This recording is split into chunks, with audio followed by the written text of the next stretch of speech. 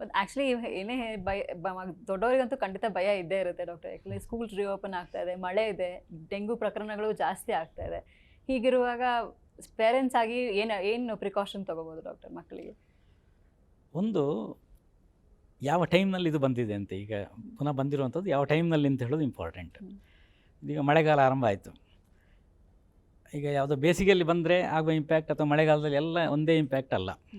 ಈಗ ಅದೇ ವೈರಾಣು ಆಗಿದ್ದರೂ ಕೂಡ ಯಾವ ಸೀಸನ್ನಲ್ಲಿ ಅದು ನಮ್ಮನ್ನು ಇಂಪ್ಯಾಕ್ಟ್ ಮಾಡ್ತಾ ಇದೆ ಅಂತ ಹೇಳೋದು ಭಾಳ ಮುಖ್ಯ.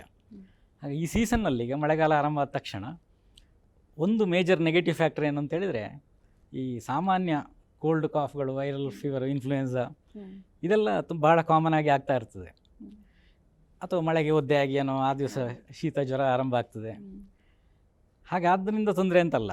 ಹಾಗೆ ಹೆಚ್ಚಾದ ತಕ್ಷಣ ಜನರು ಯಾವುದೇ ಶೀತ ಜ್ವರ ಬಂದರೂ ಕೂಡ ತಕ್ಷಣ ಅದನ್ನು ಕೋವಿಡ್ ಅಂತ ತಿಳ್ಕೊಂಡು ಹೆದರ್ಲಿಕ್ಕೆ ಆರಂಭ ಮಾಡ್ತಾರೆ. ಹಾಗಾಗಿ ಒಂದು ಮುಖ್ಯವಾದ್ದೇನು ಅಂತ ಹೇಳಿದರೆ, ಶೀತ ಜ್ವರ ಬರದಾಗೆ, ಸಾಮಾನ್ಯ ಶೀತ ಜ್ವರ ಬರದಾಗೆ ಅವಾಯ್ಡ್ ಮಾಡಿಕೊಂಡ್ರೆ, ಈಗ ಒಂದು 100 ಕೇಸು ಶೀತ ಜ್ವರದವರಿದ್ದರೆ ಅದರಲ್ಲೊಂದು ಒಬ್ಬರಿಗೆ ಇಬ್ಬರಿಗೂ ಕೋವಿಡ್ ಇರಲಬಹುದು ಅಷ್ಟೇ. ಅಂದರೆ ಆ ಪರ್ಸೆಂಟೇಜ್ ಭಾಳ ಕಡಿಮೆ ಇರೋದು, ಎಷ್ಟೋ ಜನರಲ್ಲಿ ಒಬ್ರಿಗೆ ಇರೋದು. ಹಾಗೆ ಬಂದವರೆಲ್ಲ ನನಗೆ ಬಂದಿರೋದು ಕೋವಿಡ್ ಅಂತ ತಿಳ್ಕೊಳ್ಳೋದಲ್ಲ. ಕೆಮ್ಮು ಶೀತ ಜ್ವರ ಬಂದ ತಕ್ಷಣ ಇದು ಕೋವಿಡ್ ಬಂದಿದೆ ಅಂತ ಹೇಳ್ಕೊಂಡು ಹೆದರುವುದಲ್ಲ. ಅದು ಒಂದು. ಹಾಗಾದರೆ ಗೊಂದಲವನ್ನು ಕಡಿಮೆ ಮಾಡ್ಕೊಳ್ಳೋದು ಹೇಗೆ?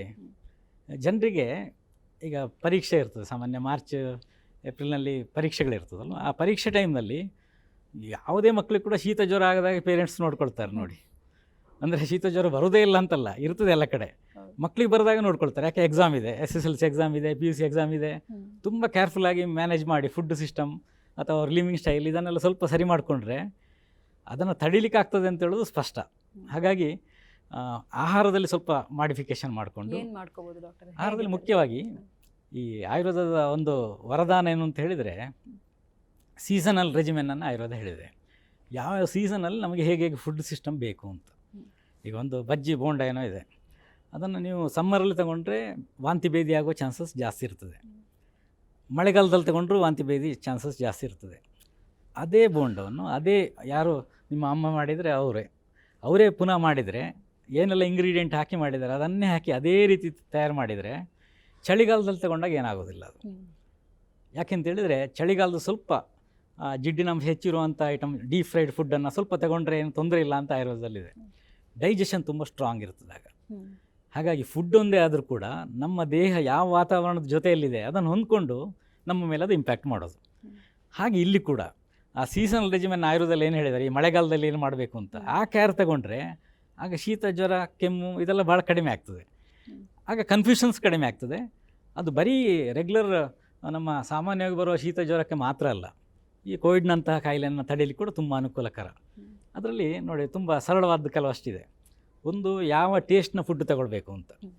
ಈಗ ಷಡ್ರಸಗಳು ಅಂತ 6 ಟೇಸ್ಟ್ಗಳಿದೆ ಅಂತ ಲೆಕ್ಕ. ಸಿಹಿ, ಹುಳಿ, ಉಪ್ಪು, ಖಾರ, ಒಗರು, ಕಹಿ, ಇದು 6 ಟೇಸ್ಟ್ಗಳು, ರಸಗಳು, ಆಹಾರದಲ್ಲಿರೋ ಟೇಸ್ಟ್ಗಳು. ಇದರಲ್ಲಿ ಸಿಹಿ ರಸ ಇರುವಂಥದ್ದನ್ನು ಸ್ವಲ್ಪ ಮಾಡ್ರೇಟಾಗಿ ತಗೊಳ್ಬೋದು. ಈ ಮಳೆಗಾಲದಲ್ಲಿ ಜಾಸ್ತಿ ತಗೊಳ್ಬಾರ್ದು, ಸ್ವೀಟ್ಗಳನ್ನೆಲ್ಲ ಜಾಸ್ತಿ ತಗೊಳ್ಳಿಕ್ಕೆ ಹೋಗಬಾರ್ದು, ಮಾಡ್ರೇಟಾಗಿ ತಗೊಳ್ಬೇಕು ಅಂತ ಇದೆ. ಆಮೇಲೆ ಹುಳಿ ಉಪ್ಪನ್ನು, ಹುಳಿ ಪದಾರ್ಥಗಳು ಅಥವಾ ಉಪ್ಪು ಸ್ವಲ್ಪ ಹಾಕಿರುವಂಥದ್ದು ಜಾಸ್ತಿ ಇರುವಂಥದ್ದು ಅಂಥ ಆಹಾರ ಹೆಚ್ಚು ಸೇವನೆ ಮಾಡಬೇಕು ಅಂತಿದೆ. ಕಹಿ, ಖಾರ ಮತ್ತು ಒಗರು ಅಂದರೆ ಆಸ್ಟ್ರಿಂಜೆಂಟ್ ಅಂತ. ಈ ನಾವು ಇದರಲ್ಲಿ ಯಾವುದು ಕೋಸಂಬರಿ ಎಲ್ಲ ಮಾಡ್ತೇವಲ್ಲ, ಸಾಮಾನ್ಯ ಫಂಕ್ಷನ್ಗಳಲ್ಲೆಲ್ಲ ಮಾಡಿ ತಗೊಳ್ತೇವೆ. ಬೇರೆ ಬೇರೆ ಕೋಸಂಬರಿ, ಬೇಳೆಗಳದ್ದು, ಹೆಸರು ಬೇಳೆ ಕೋಸಂಬರಿ ಇದೆಲ್ಲ ಮಾಡ್ತೇವೆ. ಅದೆಲ್ಲ ಒಗರು ರಸ ಇರೋದು. ಈ 3 ಟೇಸ್ಟ್ಗಳದ್ದನ್ನು ಸ್ವಲ್ಪ ಕಡಿಮೆ ಸೇವನೆ ಮಾಡಬೇಕಾದ್ದು, ಅಂದರೆ ಹೆಚ್ಚು ಸೇವನೆ ಮಾಡಲೇಬಾರ್ದು, ಅದಕ್ಕೆ ಪ್ರಾಶಸ್ತ್ಯ ಕೊಡಬಾರ್ದು ಅಂತ. ಯಾರು ಹುಳಿ ಮತ್ತು ಉಪ್ಪಿರೋದಕ್ಕೆ ಸ್ವಲ್ಪ ಇಂಪಾರ್ಟೆನ್ಸ್ ಕೊಡಬೇಕಾದ್ದು. ಯಾವುದು ಹುಳಿ ಉಪ್ಪಿರೋದು? ರಸಮ್ಮು ಹುಳಿ ಪ್ರಧಾನ, ಆಮೇಲೆ ಸಾಂಬಾರು ಸಾಲ್ಟ್ ಪ್ರಧಾನ ಆಗಿರೋದು, ಉಪ್ಪು ಪ್ರಧಾನ ಆಗಿರೋದು, ಇಂಥ ಆಹಾರಕ್ಕೆ ಹೆಚ್ಚು ಪ್ರಾಧಾನ್ಯತೆ ಕೊಡಬೇಕು.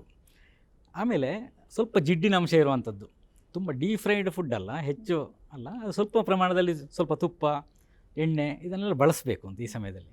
ಯಾಕೆ ಅಂತೇಳಿದರೆ ಈ ಮಳೆಗಾಲದಲ್ಲಿ ವಾತ ಎಗ್ರಿವೇಟ್ ಆಗಿರ್ತದೆ ಅಂತ ಲೆಕ್ಕ ಆಯುರ್ವೇದ ಪ್ರಕಾರ.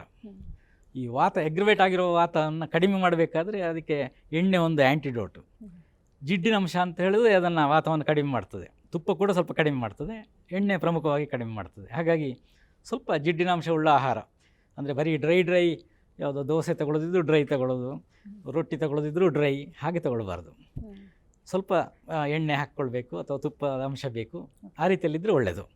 ಆಮೇಲೆ ನೀರು ಕುಡಿಯುವಾಗ ಸಾಮಾನ್ಯವಾಗಿ ಪ್ಲೇನ್ ವಾಟರ್ ರೆಗ್ಯುಲರಾಗಿ ಕುಡಿತಾ ಇರ್ತೀವಿ, ಅದಕ್ಕೆ ಸ್ವಲ್ಪ ಜೇನುತುಪ್ಪ ಹಾಕಿದರೆ, ಹನಿ ಸ್ವಲ್ಪ ಹಾಕಬೇಕು, ಬಿಸಿ ನೀರಿಗಲ್ಲ ತಣ್ಣೀರಿಗೆ ಹಾಕಬೇಕಾದ್ದು. ಹಾಕಿ ತಗೊಂಡ್ರೆ ಇಡೀ ವರ್ಷದಲ್ಲಿ ಮಳೆಗಾಲದಲ್ಲಿ ಆ ರೀತಿಯಲ್ಲಿ ತಗೊಳ್ಬೇಕು ಅಂತ ಆಯುರ್ವೇದ ಹೇಳಿದ್ದು. ನೀರಿಗೆ ಸ್ವಲ್ಪ ಜೇನುತುಪ್ಪ ಹಾಕಿ ತಗೊಂಡ್ರೆ ಅನುಕೂಲ ಅಂತ. ಬರೀ ಅದಷ್ಟೇ ಅಲ್ಲ, ಈ ಜೇನುತುಪ್ಪದ ಮುಖ್ಯ ಗುಣ ಏನಿದೆ ಅಂತ ಹೇಳಿದರೆ ಅದು ಕಫವನ್ನು ಕಡಿಮೆ ಮಾಡ್ತದೆ ಅಂತ. ಅಂದರೆ ಶೀತ ಕೆಮ್ಮು ಇದನ್ನೆಲ್ಲ ಕಡಿಮೆ ಮಾಡಲಿಕ್ಕೆ ಒಂದು ಬೆಸ್ಟ್ ಆ್ಯಂಟಿಡೋಟ್. ಹಾಗೆ ನಾವು ಫುಡ್ನಲ್ಲಿ ಅದನ್ನು ಹೇಗೆ ಅಪ್ಲೈ ಮಾಡ್ಕೊಳ್ಳೋದು ಅಂತ ಹೇಳಿದರೆ, ಒಂದು ನೀರಿನ ಜೊತೆ ತಗೊಳ್ಳೋದು ಒಂದಾಯಿತು. ಇನ್ನೊಂದು ಸಾಮಾನ್ಯ ಮಕ್ಕಳೆಲ್ಲ ಫುಡ್ಡಲ್ಲಿ ಈಗ ದೋಸೆ ಅಥವಾ ಇಡ್ಲಿ ಹೀಗೇನು ತಗೊಳ್ಳುವಾಗ ಅದರ ಜೊತೆ ಸ್ವಲ್ಪ ಜಾಮು ಏನೇನೋ ಹಾಕ್ತಾರೆ. ಅದು ಜಾಮ್ ಹಾಕಿಬಿಟ್ರೆ ಒಳಗಡೆ ಜಾಮ್ ಆಗಿ ಕಫ ಎಲ್ಲ ಜಾಸ್ತಿ ಆಗಿಬಿಡ್ತದೆ ದೇಹದೊಳಗೆ. ಅದನ್ನು ಅವಾಯ್ಡ್ ಮಾಡಬೇಕಾದ್ರೆ ಆ ಜಾಮಿನ ಬದಲು ಜೇನುತುಪ್ಪವನ್ನು ಉಪಯೋಗ ಮಾಡ್ಕೊಳ್ಬೋದು. ಈ ಜೇನುತುಪ್ಪ ಮಕ್ಕಳಿಗೆ ಬೋರ್ ಆಗ್ತಾಯಿದೆ, ಅದನ್ನು ಒಂದನೇ ಏನು ತಗೊಳ್ಳೋದು ಅಂತ ಹಾಗೇನೋ ಅನ್ನಿಸಿದರೆ ಚಟ್ನಿ ಮಾಡಿ, ಚಟ್ನಿ ಜೊತೆಗೆ ಜೇನುತುಪ್ಪವನ್ನು ಮಿಕ್ಸ್ ಮಾಡಿಕೊಂಡ್ರೆ ಬೇರೆ ಬೇರೆ ಒಂದು ದಿವಸ ಶುಂಠಿ ಚಟ್ನಿ ಮಾಡೋದು, ಇನ್ನೊಂದು ದಿವಸ ಇನ್ನೊಂದು ಪುದೀನ ಚಟ್ನಿ ಮಾಡೋದು, ಹೀಗೆ ಬೇರೆ ಬೇರೆ ಚಟ್ನಿಗಳನ್ನು ಮಾಡಿಕೊಂಡು ಆ ಚಟ್ನಿಯ ಜೊತೆಗೆ ಈ ಜೇನುತುಪ್ಪವನ್ನು ಮಿಕ್ಸ್ ಮಾಡಿಕೊಂಡ್ರೆ ಆಗ ಅದರಿಂದಾಗಿ ಕಫ ಕೂಡ ಕಡಿಮೆ ಆಗ್ತದೆ, ಒಳ್ಳೆ ಬೇರೆ ಬೇರೆ ಫ್ಲೇವರ್ ಕೂಡ ಸಿಗ್ತದೆ. ಅಂದರೆ ಬರೀ ಪ್ಲೇನ್ ಜೇನುತುಪ್ಪ ಅಂತಲ್ಲ, ಆಮೇಲೆ ಜೇನುತುಪ್ಪಕ್ಕೆ ಬೇರೆ ಬೇರೆ ಡ್ರೈ ಫ್ರೂಟ್ಸನ್ನು ಹಾಕ್ಕೊಂಡು ಮಿಕ್ಸ್ ಮಾಡ್ಕೊಂಡು ಹಾಗೆ ತಗೊಳ್ಳಿಕ್ಕೆ ಸಾಧ್ಯ ಇದೆ. ಈಗ ಈ ರೀತಿಯಲ್ಲಿ ಮಾಡಿದಾಗ ಮಕ್ಕಳಿಗೊಂದು ಎಡಿಷನಲ್ ಯಾವುದೋ ಡಿಶ್ ಸಿಕ್ಕಿದಾಗೂ ಆಯಿತು, ಅಂದರೆ ಬೇರೆ ಟೇಸ್ಟ್ನಲ್ಲಿ. ಈ ಕಫ ಇದನ್ನೆಲ್ಲ ಪ್ರಿವೆಂಟ್ ಮಾಡಲಿಕ್ಕೆ, ಕೋಲ್ಡ್ ಕಾಫ್ ಆಗದಾಗೆ ನೋಡ್ಕೊಳ್ಳಿಕ್ಕೆ ತುಂಬ ಅನುಕೂಲ ಆಗ್ತದೆ. ಆಮೇಲೆ ಮೊಸರನ್ನ ತಿಳಿ ನೀರು, ಮೇಲ್ಗಡೆ ನೀರು ಕಟ್ಟು ಅಂತ ಹೇಳ್ತೇವಲ್ವ, ಅದಕ್ಕೆ ರಾಕ್ ಸಾಲ್ಟ್, ಕಲ್ಲುಪ್ಪು ಅದನ್ನು ಸ್ವಲ್ಪ ಮಿಕ್ಸ್ ಮಾಡಿ ತಗೊಂಡ್ರೆ ಅದು ಈ ಮಳೆಗಾಲದಲ್ಲಿ ತುಂಬ ಶಕ್ತಿಯನ್ನು ಕೊಡ್ತದೆ ಅಂತ ಆಯುರ್ವೇದ ಪ್ರಕಾರ. ಆದರೆ ಮೊಸರನ್ನು ಹೆಚ್ಚು ಬಳಕೆ ಮಾಡಬಾರ್ದು, ಹಾಲನ್ನು ಜಾಸ್ತಿ ಬಳಕೆ ಮಾಡಬಾರ್ದು, ಮಜ್ಜಿಗೆಯನ್ನು ಕೂಡ ಹೆಚ್ಚು ಬಳಕೆ ಮಾಡಬಾರ್ದು. ಅದರಲ್ಲಿ ಕಂಪ್ಯಾರಿಟಿವ್ಲಿ ಮೊಸರು ಮಜ್ಜಿಗೆಗಿಂತ ಹಾಲನ್ನು ಬಳಕೆ ಮಾಡ್ಕೊಳ್ಳೋದು ಹೆಚ್ಚು ಪ್ರಶಸ್ತ ಈ ಮಳೆಗಾಲದಲ್ಲಿ. ರಾಕ್ ಸಾಲ್ಟ್ ಅಂತ ಹೇಳಿದ್ರೆ ಅದು ಸೀ ಸಾಲ್ಟ್ ಯಾವುದಾದ್ರೂ ಪರವಾಗಿಲ್ಲ ಅಲ್ಲ, ಆಯುರ್ವೇದದಲ್ಲಿ 5 ವೆರೈಟಿಯ ಲವಣಗಳನ್ನು ಮುಖ್ಯವಾಗಿ ಫುಡ್ನಲ್ಲಿ ಡೈಲಿ ರೂಟೀನ್ನಲ್ಲಿ ಬಳಕೆ ಮಾಡ್ಕೊಳ್ಳಿಕ್ಕೆ ಬೇರೆ ಬೇರೆ ಸಂದರ್ಭದಲ್ಲಿ ಯಾವ್ದು ಅಂತ ಹೇಳಿದ್ದಾರೆ. ಸವರ್ಚಲ, ಬಿಡಲವಣ, ಹೀಗೆ ಬೇರೆ ಬೇರೆ ಲವಣಗಳಿದೆ. ಅದರಲ್ಲಿ ಇದಕ್ಕೆ ಈ ಮೊಸರಿನ ನೀರಿನ ಜೊತೆಗೆ ಸೈಂಧವ ಲವಣ ಅದೆಲ್ಲಲ್ಲ. ಸೈಂಧವ ಲವಣ ಆ ಸಾಲ್ಟ್ಗಳಲ್ಲಿ ಶ್ರೇಷ್ಠವಾದ್ದು, ಆದರೆ ಇದಕ್ಕೆ ಯೂಸ್ ಮಾಡಬೇಕಾದ್ದು ರಾಕ್ ಸಾಲ್ಟ್ ಅಂತ ಇದೆ. ಹಾಗೆ ಅದಕ್ಕೆ ಆ ಕಾಂಬಿನೇಷನ್ ತುಂಬ ಚೆನ್ನಾಗಿರುವಂಥದ್ದು ಅಂತ. ಆಮೇಲೆ ಜೋಳವನ್ನು ಬೇಯಿಸಿ ಅದಕ್ಕೆ ಸ್ವಲ್ಪ ತುಪ್ಪವನ್ನು ಹಾಕ್ಕೊಂಡು ತುಪ್ಪವನ್ನು ಮಿಕ್ಸ್ ಮಾಡಿ, ಮತ್ತು ಈಗಾಗಲೇ ನಾವೆಲ್ಲ ಹೊರಗಡೆ ಎಲ್ಲ ಅಂಥದ್ದು ಸಿಗ್ತದೆ ರೆಡಿಮೇಡ್. ಮನೆಯಲ್ಲಿ ಕೂಡ ಆ ರೀತಿಯಲ್ಲಿ ಜೋಳಕ್ಕೆ ತುಪ್ಪವನ್ನು ಸೇರಿಸ್ಕೊಂಡು ಸೇವನೆ ಮಾಡಬೇಕು ಅಂತ ಇದೆ. ಅದಕ್ಕೆ ಸ್ವಲ್ಪ ಸಾಲ್ಟು ಇದನ್ನೆಲ್ಲ ಕೂಡ ಹಾಕ್ಕೊಳ್ಬೋದು. ಯಾಕೆಂತೇಳಿದ್ರೆ ಈ ಮಳೆಗಾಲಕ್ಕೆ ಉಪ್ಪು ಹುಳಿ ಒಳ್ಳೆಯದು ಅಂತ ಇರುವ ಕಾರಣ ಸ್ವಲ್ಪ ಅದನ್ನು ಸೇರಿಸ್ಕೊಳ್ಬೋದು. ಸೇರಿಸ್ಕೊಂಡು ಜೋಳ ಸೇವನೆ ಅದು ಕೂಡ ಬಾಡಿಗೆ ಹೆಚ್ಚು ಸ್ಟ್ರೆಂತನ್ನು ಕೊಡ್ತದೆ ಅಂತ. ಸ್ಟ್ರೆಂತ್ ಕೊಡೋದಂದ್ರೆ ಏನು, ಈ ಮಳೆಗಾಲದಲ್ಲಿ ಬಲ ಕೊಡೋದು ಅಂತ ಹೇಳಿದರೆ ಈಗಿರೋ ಕಾಯಿಲೆಯನ್ನು ಪ್ರಿವೆಂಟ್ ಮಾಡಲಿಕ್ಕೆ ಅದು ಹೆಲ್ಪ್ ಮಾಡ್ತದೆ ಅಂತ ಅರ್ಥ. ಇಮ್ಯುನಿಟಿ ಬರೋಕ್ಕೆ ಆ ಟೈಮಿಗೆ ಇಮ್ಯುನಿಟಿಯನ್ನು ಹೆಚ್ಚು ಮಾಡ್ಕೊಳ್ತದೆ ಅಂತ.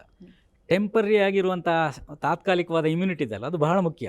ಈಗ ನೀವು ಒಂದು ಸ್ಕೂಲ್ ಬಿಟ್ಟ ತಕ್ಷಣ ಎಲ್ಲ ಮಕ್ಕಳು ಹೊರಗೆ ಬರ್ತಾರೆ, ಮಳೆ ಬರ್ತಾ ಇದೆ ಅಂತ ಇಟ್ಕೊಳ್ಳಿ, ಯಾರ ಹತ್ರ ಅಂಬ್ರೆಲ್ಲ ಇಲ್ಲ ಅಂತ ಆದರೆ, ಕೊಡೆ ಇಲ್ಲ ಅಂತ ಆದರೆ ಎಲ್ಲರೂ ಒದ್ದೆ ಆಗ್ತಾರೆ. ಅದರಲ್ಲಿ ಆ ಸ್ಕೂಲ್ನಲ್ಲಿ ಒಂದು 1,000 ಜನರು ಹೊರಗಡೆ ಬಂದ ಶಾಲೆಯಿಂದ ಹೊರಗಡೆ ಬಂದ ಮಕ್ಕಳಲ್ಲಿ ಒಂದು 10 ಜನರಿಗೆ ರಾತ್ರಿ ಜ್ವರ ಬರ್ತದೆ. ಆಗ ಎಲ್ಲರೂ ಏನು ಆಲೋಚನೆ ಮಾಡ್ತಾರೆ, ಈ ಮಳೆ ಬಂದದ್ರಿಂದಾಗಿ ಒದ್ದೆ ಆದ್ದರಿಂದ ಜ್ವರ ಬಂತು ಅಂತ. ಡಾಕ್ಟ್ರು ಅದನ್ನು ಹೇಳ್ತಾರೆ. ಅದು ನಿಜವಾಗಿ ಅದು ಮಳೆಯಿಂದಾಗಿ ಬಂದಿರೋದಲ್ಲ. ಮಳೆಯಿಂದಲೇ ಬಂದಿದ್ದರೆ ಎಲ್ಲ 1000 ಮಕ್ಕಳಿಗೆ ಬರಬೇಕಾಗಿತ್ತು. ಇದು 10 ಜನರಿಗೆ ಬಂದಿದೆ. ಹಾಗಾದ್ರೆ 10 ಜನರಲ್ಲಿ ಏನು ಪ್ರಾಬ್ಲಮ್ ಇದೆ? ಅವರ ಓವರಾಲ್ ಇಮ್ಯುನಿಟಿ ಚೆನ್ನಾಗಿರ್ಬೋದು, ಆದರೆ ತಾತ್ಕಾಲಿಕವಾಗಿ ಟೆಂಪರರಿಯಾಗಿ ಅವರ ರೆಸ್ಪಿರೇಟರಿ ಇಮ್ಯುನಿಟಿ ಕಡಿಮೆ ಇರ್ತದೆ. ಆ ರೆಸ್ಪಿರೇಟರಿ ಇಮ್ಯುನಿಟಿ ಕಡಿಮೆ ಇದ್ದ ತಕ್ಷಣ ಶೀತ ಕೆಮ್ಮು ಜ್ವರ ತಕ್ಷಣ ಆರಂಭ ಆಗಿಬಿಡ್ತದೆ. ಹಾಗಾಗಿ ತಾತ್ಕಾಲಿಕವಾಗಿ, ಅಂದರೆ ಈ ಸೀಸನ್ನಲ್ಲಿ ಈಗ ಯಾವ ಒಂದು ಸಾಂಕ್ರಾಮಿಕ ಎಲ್ಲ ಕಡೆ ಹರಡಲಿಕ್ಕೆ ಆರಂಭ ಆಗ್ತದೆ, ಆಗ ನಾವೇನು ಮಾಡಬೇಕದ್ದು ಅಂತೇಳಿದರೆ ಟೆಂಪರಿಯಾಗಿ ಆದರೂ ಆ ರೆಸ್ಪಿರೇಟರಿ ಸಿಸ್ಟಮನ್ನು, ಇದು ಶ್ವಾಸಕೋಶಕ್ಕೆ ಹೆಚ್ಚಿನ ಈ ಸಾಂಕ್ರಾಮಿಕ ರೋಗಗಳು ಕೂಡ ರೆಸ್ಪಿರೇಟರಿ ಸಿಸ್ಟಮನ್ನು ಇಂಪ್ಯಾಕ್ಟ್ ಮಾಡುವಂಥದ್ದು. ಅದರಲ್ಲಿ ಈ ಕೊರೋನಾ ಅಂತೂ ಅದಕ್ಕೆ ಸಂಬಂಧಪಟ್ಟದ್ದು. ಫಸ್ಟಿಗೆ ಲಂಗ್ಸ್ ಮತ್ತು ಹಾರ್ಟ್ ಹೀಗಾಗುವಂಥದ್ದು. ಹಾಗಾಗಿ ಆ ರೆಸ್ಪಿರೇಟರಿ ಸಿಸ್ಟಮನ್ನು, ಶ್ವಾಸವಾಹ ಸಂಸ್ಥಾನ ಅಂತ ಏನು ಹೇಳ್ತೇವೆ, ಅದನ್ನು ಸ್ಟ್ರಾಂಗ್ ಆಗಿ ಇಟ್ಕೊಳ್ಳಿಕ್ಕೆ ಏನು ಬೇಕು ಅದನ್ನು ಮಾಡಬೇಕು ನಾವು. ಹಾಗೆ ಅದಕ್ಕೆ ಈ ಜೇನುತುಪ್ಪ ಕೂಡ ಒಳ್ಳೆಯದು. ಈಗ ಹೇಳಿದ್ದೆಲ್ಲ ಆ ರೀತಿಯಲ್ಲಿ ಮಾಡ್ತಾ ಬರಬೇಕು ಅಂತ. ಆಹಾರದ ಟೇಸ್ಟ್ಗಳಲ್ಲಿ ಕೂಡ ಹಾಗೆ. ಆಮೇಲೆ ತರಕಾರಿಗಳ ಸೂಪು, ವೆಜಿಟೇಬಲ್ನ ಸೂಪು ಆಯುರ್ವೇದದಲ್ಲಿ ಹೇಳಿದ್ದು. ಇದೀಗೇನು ಹೊಸ ಯಾವುದೋ ಹೋಟೆಲ್ನಲ್ಲಿ ಹೇಳಿದ್ದಲ್ಲ. ಹಳೆ ಕಾಲದಲ್ಲಿ ವೆಜಿಟೇಬಲ್ನ ಸೂಪು ಮತ್ತು ಬೇರೆ ಬೇರೆ ಮಿಕ್ಸಡ್ ವೆಜಿಟೇಬಲನ್ನು ಹಾಕಿ ಮಾಡಬೇಕಾದ್ದು. ಪಲ್ಸಸ್, ಈ ಬೇಳೆಗಳ ಸೂಪು, ಇದು ತುಂಬ ಒಳ್ಳೆಯದು ಅಂತ ಈ ಮಳೆಗಾಲದಲ್ಲಿ. ಅದಕ್ಕೆ ಸ್ವಲ್ಪ ಪೆಪ್ಪರು, ಸಾಲ್ಟು, ಹುಳಿ ಬೇಕಾದ್ರೆ ಹಾಕ್ಕೊಳ್ಳಿ, ಆ ರೀತಿಯಲ್ಲಿ ಮಾಡ್ಕೊಳ್ಬೋದು. ಆಗ ಸೂಪ್ ಮಾಡಿಕೊಂಡ್ರೆ ತುಂಬ ಅನುಕೂಲ ಮಾಡಿಕೊಡ್ತದೆ ಅಂತ. ಹಾಗೆ ಸೂಪಿನ ಸೇವನೆ ಸ್ವಲ್ಪ ಹೆಚ್ಚು ನಾವು ಪ್ರಾಶಸ್ತ್ಯ ಕೊಡಬೇಕು. ಇದಿಷ್ಟು ಮುಖ್ಯವಾಗಿ ನಾವು ಆಹಾರದಲ್ಲಿ ಪ್ಲ್ಯಾನ್ ಮಾಡ್ಕೊಳ್ಬೇಕಾದ್ದು. ಇನ್ನು ಸಿದ್ಧ ಪದಾರ್ಥಗಳು, ಸಿದ್ಧ ಆಹಾರಗಳು ಯಾವುದು, ರೆಡಿಮೇಡ್ ಫುಡ್ಗಳು ಮೊದಲೇ ಮಾಡಿರೋದು ಯಾವುದಿದೆ, ಅದು ಈ ಆಹಾರದಲ್ಲಿ ಗುಣಗಳು ಹೇಗೆ ಅಂತೇಳಿದರೆ, ಈಗ ಅನ್ನ ಸಾತ್ವಿಕ ಆಹಾರ, ಹಣ್ಣುಗಳದು ಸಾತ್ವಿಕ ಆಹಾರ, ಪಾಯಸ ಅದು ಸಾತ್ವಿಕ ಆಹಾರ.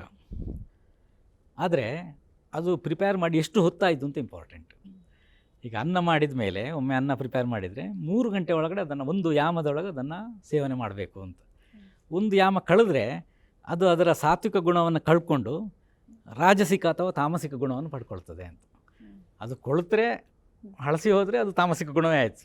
ಇಲ್ಲಾಂದರೆ ಕೆಲವೊಮ್ಮೆ ರಾಜಸಿಕ ಗುಣ ಇರ್ತದೆ, ಕೆಲವೊಮ್ಮೆ ತಾಮಸಿಕ ಗುಣವನ್ನೇ ಪಡ್ಕೊಳ್ತದೆ ಅಂತ ಈ 3 ಗಂಟೆ ಕಳೆದ್ರೆ. ಅದಕ್ಕೆ ಹಿಂದೆಲ್ಲ ಫ್ರಿಜ್ ಇರಲಿಲ್ಲ ಅಂತ, ರೆಫ್ರಿಜಿರೇಟರ್ ಇರಲಿಲ್ಲ ಅಂತ ಎಲ್ಲರೂ ಅದನ್ನು ಶೇಖರಣೆ ಮಾಡಿ ಇಡ್ತಿರಲಿಲ್ಲ. ಹಾಗಲ್ಲ, ಅವರಿಗೆ ಅದನ್ನು ಪ್ರಿಸರ್ವ್ ಮಾಡಿ ಇಟ್ಕೊಳ್ಳಿಕ್ಕೆ ಅವರಿಗೂ ಹಿಂದಿನ ಕಾಲದಲ್ಲಿ ಬೇರೆ ಬೇರೆ ಮೆಥಡ್ಗಳಿತ್ತು. ಅದು ಮಣ್ಣಿನ ಮಡಿಕೆಯಲ್ಲಿಟ್ಟು ಇರ್ಬೋದು, ಅಥವಾ ಬೇರೆ ಬೇರೆ ರೀತಿಯಲ್ಲಿ ಅದನ್ನು ಕೂಲಾಗಿ ಇಟ್ಕೊಂಡು ಅದನ್ನು ಈಗ ಮಧ್ಯಾಹ್ನ ಮಾಡಿದ್ದನ್ನು ರಾತ್ರಿ ಸೇವನೆ ಮಾಡಲಿಕ್ಕೆ ಸಾಧ್ಯ ಇತ್ತು ಅವರಿಗೆ. ಆದರೆ ಹಾಗೆ ಮಾಡ್ತಿರ್ಲಿಲ್ಲ. ಯಾಕೆ ಅಂತ ಹೇಳಿದರೆ, ಆ ಫ್ರೆಶ್ ಫುಡ್ ಇರಬೇಕು ಅಂತ. ಆ ಫ್ರೆಶ್ ಫುಡ್ಡಿಗೆ ಇರುವ ತಾಕತ್ತೇ ಬೇರೆ. ಸೊ ಅದು ನಮ್ಮ ದೇಹದ ಮೇಲೆ ಮಾಡೋ ಇಂಪ್ಯಾಕ್ಟೇ ಬೇರೆ. ಬರೀ ದೇಹದ ಮೇಲೆ ಮಾತ್ರ ಅಲ್ಲ, ಮಾನಸಿಕವಾಗಿ ನಾನು ಹೇಳ್ತಾ ಇರೋದು. ಸಾತ್ವಿಕ ಫುಡ್ ಅಂದರೆ ಮನಸ್ಸನ್ನು ಸ್ಟ್ರಾಂಗ್ ಮಾಡುವಂಥ ಫುಡ್ ಅಂತ ಅರ್ಥ. ಮನಸ್ಸನ್ನು ದುರ್ಬಲಗೊಳಿಸದೇ ಇರುವಂಥದ್ದು ಅಂತ. ನೀವು ಮೈಂಡ್ ರಾಜಸಿಕ ತಾಮಸಿಕ ಗುಣ ಪಡ್ಕೊಂಡ್ರೆ ನಿಮ್ಗೆ ಏನು ಮಾಡ್ತಾ ಇದ್ದೀರಿ ಅಂತಲೇ ಗೊತ್ತಾಗೋದಿಲ್ಲ. ವಿವೇಚನಾ ಶಕ್ತಿ ಕಡಿಮೆ ಆಗ್ತದೆ, ಪ್ರಜ್ಞೆ ಅಂತ ಹೇಳೋದು ಕಡಿಮೆ ಆಗ್ತದೆ. ಹಾಗಾಗಿ ಆ ಪ್ರಜ್ಞಾಶಕ್ತಿ, ವಿವೇಚನಾ ಶಕ್ತಿ ಜಾಸ್ತಿ ಇಟ್ಕೊಂಡು ಒಳ್ಳೆಯದನ್ನು ಮಾಡಬೇಕು ಅಂತಾದರೆ, ಮೈಂಡು ಸ್ಟ್ರಾಂಗ್ ಆಗಿರಬೇಕಾದ್ರೆ, ಈ ಕಾಯಿಲೆಯಲ್ಲೆಲ್ಲ ಈಗ ಕೋವಿಡನ್ನು ಫೇಸ್ ಮಾಡಬೇಕಾದ್ರೆ ಮೈಂಡು ಸ್ಟ್ರಾಂಗ್ ಬೇಕು. ಕೇವಲ ಬಾಡಿ ಮಾತ್ರ ಅಲ್ಲ, ಬಾಡಿಯೂ ಸ್ಟ್ರಾಂಗ್ ಬೇಕು, ಪರಿಸರವೂ ಚೆನ್ನಾಗಿರಬೇಕು. ಹಾಗೆ ಸ್ವಚ್ಛ ಪರಿಸರ ಬೇಕು, ಸ್ವಚ್ಛ ದೇಹ ಮತ್ತು ಸ್ವಚ್ಛ ದೇಶ ಎರಡೂ ಬೇಕು. ಬರೀ ನಾವು ಪರಿಸರವನ್ನು ಮಾತ್ರ ಕ್ಲೀನಾಗಿ ಇಟ್ಕೊಂಡ್ರೆ, ಅಂದರೆ ಸುತ್ತಮುತ್ತಲೆಲ್ಲ ಕ್ಲೀನಾಗಿ ಇಟ್ಕೊಳ್ಳೋದು, ಬರೀ ಹ್ಯಾಂಡ್ ವಾಶ್ ಮಾಡ್ಕೊಳ್ಳೋದು, ಸ್ಯಾನಿಟೈಸರ್ ಯೂಸ್ ಮಾಡಿ ಇದೆಲ್ಲ ಮಾಡಿಕೊಂಡ್ರೆ ಕಾಯಿಲೆಯನ್ನು ತಡೀಲಿಕ್ಕೆ ಆಗೋದಿಲ್ಲ. ಒಂದು ಲೆವೆಲ್ ತನಕ ಮಾತ್ರ ತಡೀಲಿಕ್ಕೆ ಆಗ್ತದೆ ಅಷ್ಟೇ. ಅದು ದೇಹಕ್ಕೆ ಬಂದರೆ, ಈಗ ನೀವು ಪಕ್ಕದಲ್ಲಿ ಒಬ್ಬರು ಪೇಷಂಟ್ ಇದ್ದಾರೆ ಅಂತಾದರೆ, ಕೋವಿಡ್ ಪೇಷಂಟ್ ಇದ್ದಾರೆ ಅಂತಾದರೆ, ಅಲ್ಲಿರೋ ವೈರಸ್ ನಿಮ್ಮ ತನಕ, ನಿಮ್ಮ ಉಸಿರಾಟಕ್ಕೆ, ನಿಮ್ಮ ಆ ವಾತಾವರಣದಲ್ಲಿದ್ದದು, ನಮ್ಮ ಅವರ ಒಂದು ಮೆಸೀನ್ ಇದ್ದರೆ ಅಲ್ಲಿ ಹೊರಗಡೆ ಬಂದಿರೋದು ನಮಗೂ ತಲುಪ್ತದೆ. ಅದು ನಿಮ್ಮ ದೇಹದ ಒಳಗಡೆ ಹೋದರೂ ಕೂಡ ನಿಮ್ಮ ದೇಹದ ಮೇಲೆ ಇಂಪ್ಯಾಕ್ಟ್ ಮಾಡಿದಾಗ ಒಳಗೆ ಹೋಗಿ ಹಾಗೆ ಬಂದ ದಾರಿಗೆ ಸುಂಕವಿಲ್ಲ ಅಂತ ಅದು ಹೊರಗಡೆ ಬರಬೇಕು, ಅದು ಆ ವೈರಾಣು. ಹಾಗಾಗಬೇಕು ಅಂತಾದರೆ ನಿಮ್ಮ ಬಾಡಿ ಸ್ಟ್ರಾಂಗ್ ಬೇಕು. ಅದು ಮೆಂಟಲಿ ಮತ್ತು ಫಿಸಿಕಲಿ ಎರಡೂ ರೀತಿಯಲ್ಲಿ ಸ್ಟ್ರಾಂಗ್ ಬೇಕು. ಹಾಗಾಗಿ ನಮ್ಮ ದೇಹದ ಒಳಗಡೆ ಹೆಚ್ಚು ಸ್ಟ್ರಾಂಗ್ ಆಗಿರಬೇಕಾದ್ದು ಭಾಳ ಮುಖ್ಯ. ಅದಕ್ಕೆ ಈ ಆಹಾರದಲ್ಲಿ ಪ್ಲ್ಯಾನಿಂಗ್ ಮಾಡಬೇಕಾದ್ದು. ಈಗ ಡೀಪ್ ಫ್ರೈಡ್ ಫುಡ್ಡನ್ನು ಜಾಸ್ತಿ ತಿನ್ನೋದು, ಅದು ಮಾಡಿದ ತಕ್ಷಣ ಬಾಡಿ ವೀಕ್ ಆಗ್ತದೆ. ಯಾಕೆ ವೀಕ್ ಆಗ್ತದೆ ಅಂತ ಹೇಳಿದರೆ, ಈ ಮಳೆಗಾಲದಲ್ಲಿ ಮತ್ತು ಬೇಸಿಗೆಗಾಲದಲ್ಲಿ ಈ ಇಡೀ ವರ್ಷವನ್ನು ನೀವು ಕಂಪೇರ್ ಮಾಡಿದರೆ, ಈ 2 ಸೀಸನ್ ಯಾವುದು, ನಮ್ಮ ಬೇಸಿಗೆಗೆ ಗ್ರೀಷ್ಮ ಋತು ಅಂತ ಹೇಳೋದು 2 ತಿಂಗಳು, ಆಮೇಲೆ ಮಳೆಗಾಲದ 2 ಋತು, ಅದಕ್ಕೆ 2 ಸೀಸನ್, 2 ಮಂತ್ಗಳು, ಅದೆರಡು ಸೇರಿದರೆ ವರ್ಷಾ ಋತು ಅಂತ ಹೇಳೋದು. 2 ತಿಂಗಳಿಗೆ 1 ಋತು. ವರ್ಷಾ ಋತು ಅಂದರೆ ಮಳೆಗಾಲ. ಬೇಸಿಗೆ ಮತ್ತು ಮಳೆಗಾಲದಲ್ಲಿ ನಮ್ಮ ಡೈಜೆಸ್ಟಿವ್ ಪವರ್ ಅತ್ಯಂತ ವೀಕ್ ಇರೋದು ಅಂತ. ಅದಕ್ಕೆ ಬೇರೆ ಸೈಂಟಿಫಿಕ್ ರೀಸನ್ಗಳಿದೆ. ನಮ್ಮ ಸೂರ್ಯ ಭೂಮಿಗೆ ಯಾವಾಗ ಅತ್ಯಂತ ಹತ್ತಿರ ಇರ್ತಾನೆ, ಆವಾಗ ನಮ್ಮ ಡೈಜೆಸ್ಟಿವ್ ಪವರ್ ಅತ್ಯಂತ ವೀಕ್ ಇರ್ತದೆ, ಮನುಷ್ಯರ ಶಕ್ತಿಯೇ ಕಡಿಮೆ ಇರ್ತದೆ. ಸೊ ವ್ಯಾಧಿ ಕ್ಷಮತ್ವ, ಇಮ್ಯುನಿಟಿ ಅಂತ ಏನು ಹೇಳ್ತೇವೆ, ಅದು ಈ ಸಮ್ಮರ್ ಮತ್ತು ಮಳೆಗಾಲದಲ್ಲಿ ಅತ್ಯಂತ ಕಡಿಮೆ ಇರೋದು ಮನುಷ್ಯರಲ್ಲಿ. ಡೈಜೆಸ್ಟಿವ್ ಪವರ್, ಅಗ್ನಿಬಲ, ನಮ್ಮ ಜೀರ್ಣ ಮಾಡುವಂಥ ನಮ್ಮ ಶಕ್ತಿ ಇದೆಯಲ್ಲ, ಅದು ಕೂಡ ಅತ್ಯಂತ ದುರ್ಬಲ ಆಗಿರೋದು ಮಳೆಗಾಲ ಮತ್ತು ಈ ಬೇಸಿಗೆಗಾಲದಲ್ಲಿ. ಆಮೇಲೆ ಈ ವೆಜಿಟೇಬಲ್ಗಳಲ್ಲಿ, ಫುಡ್ಗಳಲ್ಲಿ ಎಲ್ಲ ನ್ಯಾಚುರಲಾಗಿ ಏನೆಲ್ಲ ಪ್ಲ್ಯಾಂಟ್ಗಳಿದೆ, ಅದರ ಶಕ್ತಿ ಕೂಡ ಅತ್ಯಂತ ಕಡಿಮೆ ಇರುವಂಥದ್ದು ಈ ಸಮಯದಲ್ಲಿ. ಹಾಗೆ ನೀವೊಂದು ಔಷಧಿ ಪ್ರಿಪೇರ್ ಮಾಡೋದಿದ್ದರೆ, ಈ ಸಮ್ಮರ್ ಮತ್ತು ಮಳೆಗಾಲದಲ್ಲಿ ಕಲೆಕ್ಟ್ ಮಾಡಿದ ಮೆಡಿಸಿನಲ್ ಪ್ಲ್ಯಾಂಟ್ ಅಷ್ಟು ಚೆನ್ನಾಗಿ ಕೆಲಸ ಮಾಡೋದಿಲ್ಲ. ಮೆಡಿಸಿನಲ್ ಪ್ಲ್ಯಾಂಟ್ನ ಕೆಮಿಕಲಿ ನೀವು ಲ್ಯಾಬೊರೇಟರಿಯಲ್ಲಿ ಟೆಸ್ಟ್ ಮಾಡಿದರೆ ಅದೇ ಇಂಗ್ರೀಡಿಯೆಂಟ್ ಎಲ್ಲ ಇರೋದು, ಅದರಲ್ಲಿ ಏನೆಲ್ಲ ಅಂಶಗಳಿದೆ ಅದೇ ಘಟಕಾಂಶ ಇರೋದು ಅದರಲ್ಲಿ. ಆದರೆ ಅದು ಸಮ್ಮರಲ್ಲಿ ನೀವು ಅದನ್ನು ಪ್ರೊಕ್ಯೂರ್ ಮಾಡಿದರೆ, ಸಂಗ್ರಹ ಮಾಡಿದರೆ, ಅದರ ಗುಣವೇ ಬೇರೆ, ಗುಣ ಕಡಿಮೆ ಇರ್ತದೆ ಅದರದ್ದು. ಚಳಿಗಾಲದಲ್ಲಿ ಅದನ್ನು ಕಲೆಕ್ಟ್ ಮಾಡಿದರೆ ಅದರ ಗುಣ ಹೈ ಇರ್ತದೆ, ಅತ್ಯಂತ ಹೆಚ್ಚಿರ್ತದೆ. ಹಾಗೆ ಹಿಮಾಲಯ ಪ್ರದೇಶದಲ್ಲೆಲ್ಲ ಇರೋ ಮೆಡಿಸಿನಲ್ ಪ್ಲ್ಯಾಂಟ್ಗಳಿಗೆಲ್ಲ ಹೈ ಆ್ಯಕ್ಷನ್ ಇರುವಂಥದ್ದು ಯಾಕೆ ಅಂತೇಳಿ ಈ ರೀಸನ್ನಿಂದಾಗಿ. ಚಳಿ ಇದ್ದಾಗ ಅದರ ಇಂಪ್ಯಾಕ್ಟ್ ಬೇರೆ. ಹಾಗೆ ನಮ್ಮ ಡೈಜೆಷನ್ ಪವರ್ ವೀಕ್ ಇರ್ತದೆ, ಬಾಡಿಯ ಸ್ಟ್ರೆಂತ್ ಕಡಿಮೆ ಇರ್ತದೆ. ನೀವು ಸಮ್ಮರ್ನಲ್ಲಿ ಹೆಚ್ಚು, ನಿಮಗೆ ಒಂದು 4 ಕಿಲೋಮೀಟ್ರ್ ನಡೆದರೆ ಸುಸ್ತಾಗೋದಿದ್ದರೆ, ವಿಂಟರ್ನಲ್ಲಿ 6 ಕಿಲೋಮೀಟ್ರ್ ನಡೆದಾಗ ಸುಸ್ತಾಗ್ತದೆ ನಿಮಗೆ. ಈಕ್ವಲ್ ಅಲ್ಲ ಅದು. ಎರಡು ಸೇಮ್ ಅಲ್ಲ. ಹಾಗೆ ಫಿಸಿಕಲ್ ಸ್ಟ್ರೆಂತ್ ಕಡಿಮೆ, ಡೈಜೆಸ್ಟಿವ್ ಪವರ್ ಕಡಿಮೆ, ಬಾಡಿ ಇಮ್ಯುನಿಟಿ ಕಡಿಮೆ, ಅದೆಲ್ಲ ಕಡಿಮೆ ಇರುವಂಥ ಟೈಮ್ ಇದು. ಹಾಗಾಗಿ ನಾವು ಅದನ್ನು ಕಾಪಾಡಿಕೊಳ್ಳಿಕ್ಕೆ, ಹೆಚ್ಚು ಪ್ರೊಟೆಕ್ಟ್ ಮಾಡಿಕೊಳ್ಳಿಕ್ಕೆ ಸ್ವಲ್ಪ ಬುದ್ಧಿಯನ್ನು ಯೂಸ್ ಮಾಡಿ ಅಂಥ ಮೆಷರ್ಗಳನ್ನು ನಾವು ತಗೊಳ್ಬೇಕು. ಆಹಾರ, ಅದಕ್ಕಾಗಿ ಆಯುರ್ವೇದ ಹೇಳೋದೇನು ಅಂತ ಹೇಳಿದ್ರೆ, ಒಟ್ಟು ಇಡೀ ವರ್ಷದಲ್ಲಿ ನೀವು ಎಷ್ಟೆಷ್ಟು ಫುಡ್ ತಗೊಳ್ತಾ ಇರ್ತೀರಿ ಪ್ರತಿನಿತ್ಯ, ಸಮ್ಮರ್ ಮತ್ತು ಮಳೆಗಾಲದಲ್ಲಿ, ಈಗ ಮಳೆಗಾಲ ಆರಂಭ ಆಯಿತು, ಮಳೆಗಾಲದಲ್ಲಿ ಅತ್ಯಂತ ಕಡಿಮೆ ಪ್ರಮಾಣದ ಆಹಾರ ತಗೊಳ್ಬೇಕು ಅಂತ. ನೀವು ಚಳಿಗಾಲದಲ್ಲಿ ನಾನು 4 ಇಡ್ಲಿ ತಿಂತೇನೆ ಅಂತ ಈ ಮಳೆಗಾಲದಲ್ಲಿ 4 ಇಡ್ಲಿ ತಿನ್ನೋದಲ್ಲ, ಈಗ 2 ಇಡ್ಲಿ ತಿನ್ನಬೇಕು. ಎಷ್ಟು ಹೊಟ್ಟೆ ತುಂಬಿದ್ರೆ ಅಷ್ಟೇ. ಅಷ್ಟೇ, ಅಂದರೆ ಕಡಿಮೆ ಮಾಡ್ಕೊಳ್ಬೇಕು ಆಹಾರ ಪ್ರಮಾಣ. ಆಗ ಅದು ನಮ್ಮ ದೇಹಕ್ಕೆ ಶಕ್ತಿಯನ್ನು ಕೊಡ್ತದೆ. ನ್ಯೂಸ್ ಫಸ್ಟ್, ನಿರ್ಭೀತಿಯಿಂದ ನಿಮ್ಮ ಪರವಾಗಿ.